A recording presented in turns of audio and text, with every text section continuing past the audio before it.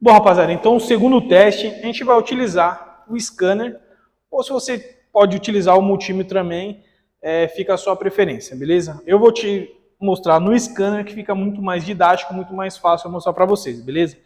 Então é o seguinte, nós vamos ligar a moto novamente, beleza?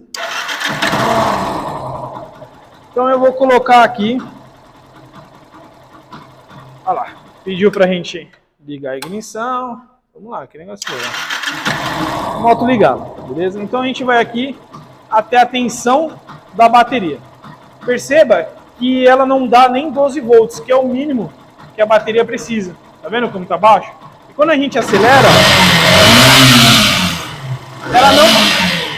ela não passa de 12 volts. O ideal é que ela fique entre 13 e 14 para que a bateria carregue de uma forma correta, beleza?